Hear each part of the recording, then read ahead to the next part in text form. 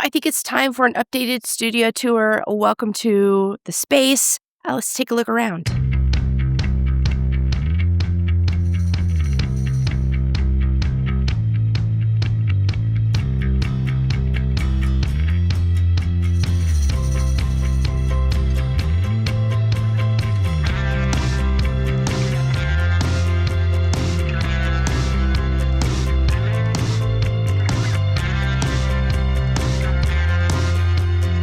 This should look familiar. This is the angle I typically use when I'm shooting the talking head portion of my YouTube videos. This right here is my audio cart. Probably see that in the background a lot. Today it looks a little different. And by the way, I did do a video about my audio cart. I'll place a link to that video down in the description. And if I created a video on anything else I share with you today, I'll place those in the description along with links to equipment that I talk about today. But either way, this audio cart is something that is constantly evolving. Down below, I have microphones right now. Up top, I have a number of items that I'm considering creating YouTube videos about. But this is a space that I constantly change depending on whatever it is that I'm working on. And it's on wheels, just like most things are in my studio. And I typically keep this space looking similar. So all I have to do is set up my camera and start shooting anytime I want to create a video for y'all here on YouTube. This right here is what's responsible for helping to create all of those slow-mo shots that you saw at the beginning of the video. This slider is by iFootage. It's the Shark Nano 2 slider, and it incorporates DJI gimbals. This is my Ronin S2. This is an older gimbal, so it's just sitting in a box in my closet, but now I've been able to incorporate it into my workflows. What this setup does is not only do you get the back and forth or the forward and back with the slider, but you can also integrate additional moves using your gimbal, which is pretty fun, something that I'm experimenting with right now. You'll probably see a video about it in the future. And then, of course, behind me is one of the, 1, 2, 3, if you're counting my audio carts, one of the toolboxes. It's on wheels. It's what I use to organize everything that I'm working on. And this is one that I use every day. Of course, down below, there's a number of drawers where I keep everything organized. And then up top right now, I have the tripods that I'm using on a continual basis for some of the projects that I'm working on right now. So basically, this space is what I use for the items that I use the most. This is where I do all my camera assembly anytime I need to rig up my cameras, access lenses, cages, microphones, you name it, it's in this area. I also, as you just saw, have some of the smaller size tripods that I use to incorporate into some of my shoots here. The idea is I just want to be able to grab whatever it is that I need right now and go. And this makes it very easy. Now, when it comes to organizing in these drawers, I don't know about you, but I spend probably just as much time organizing my gear as I do using it. So the way that these toolboxes are set up makes it really easy to organize all of the gear that I use for setting up my cameras and doing all the work that I do. And if you haven't tried these yet, they're great.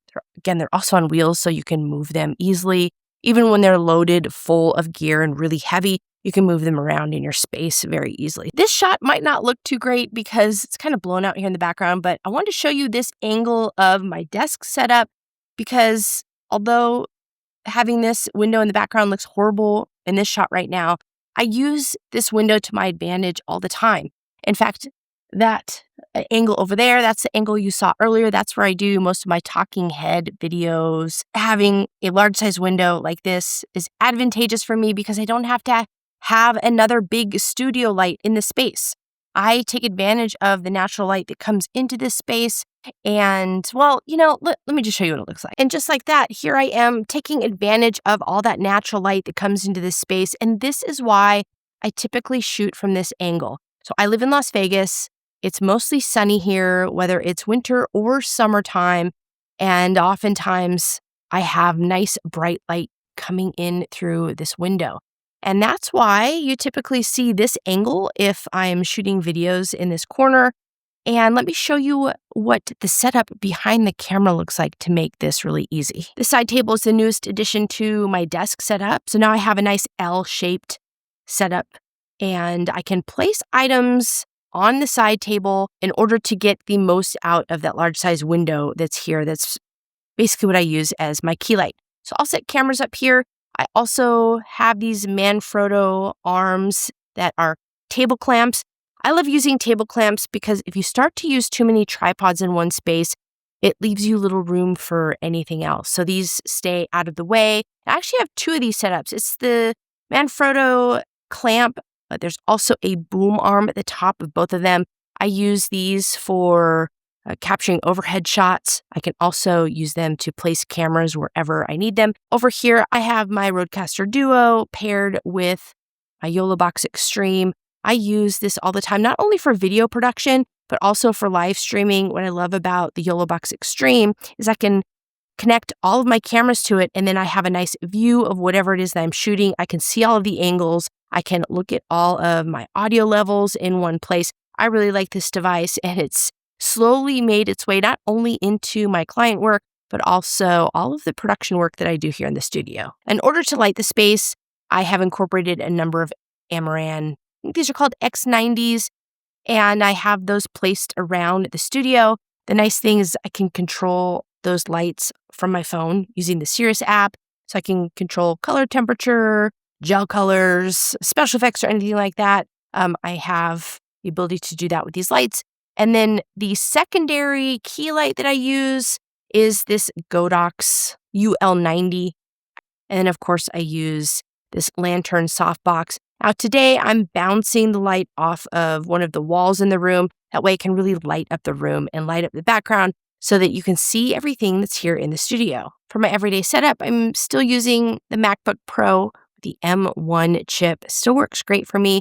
I have this nice wide LG monitor, and apart from my everyday keyboard, I also use a trackball mouse. Come on, are there any other trackball mouse users out there? I know I'm not alone. And then I also have this large size toolbox. This is where I store items that I use sometimes, not all the time. And of course, we can't forget about the round table that I pull into the shot sometimes. Of course, this is on wheels. I also have a small size stool, also on wheels, and I can pull these items into the space and use them whenever I need them. There are also a couple of other items that you really can't clearly see in the videos that I'm showing you today. The first one is wheels. I know I've mentioned it a couple times, but everything in my studio now is on wheels, and that way I can easily move it. And then the other thing is all these toolboxes are metal, so I utilize magnets for organizing cables, power strips, or anything that I need to attach to these cabinets. I just utilize magnets for most of these items. Keeps things out of the way. I can easily grab them and store them. And wheels and magnets, I love them. The biggest changes I've made to the studio this year is really to give myself more space to move. So what that means is I've pushed lots of the large size furniture to either the walls or the corners of the room. I've opened up the middle space so that I can move things around a little easier. I've done everything I can to remove the usage of tripods, because once you get 2 and 3 tripods set up in a space, well, you're pretty much done. The whole space is consumed. Also, when it comes to lighting, I only have one large size light on a rolling stand, and then I've hung most of the other studio lighting around the studio, and I can adjust and point these lights to wherever I need to utilize them, depending on whatever shoot I'm working on. The other big consolidation that I've made is that I've just committed to primarily using one angle in my YouTube videos, and that's this angle. So as long as the sun's shining and I can get light into the space, I have everything pretty much set up from cameras to audio to whatever the background looks like, just nice and easy. All I have to do is set up my camera and hit record. So that's really my goal here, is to make this space not only as usable as possible, but easy to keep clean, and then also make it so fast to set things up so that I'm not spending a lot of time thinking about how I'm going to set my camera up or where I'm going to put my lighting or anything like that. So that's really the goal here. I think I've achieved it for now. I think this is what I'll be sticking to for a while. But as you know, things change, so probably expect another studio video in the future. But if you have any questions about this setup, let me know in the comments below. What would you change or add to what I've covered today? I'd love to know that too. Thanks for joining me here in the studio, and I'll see you again in the next video.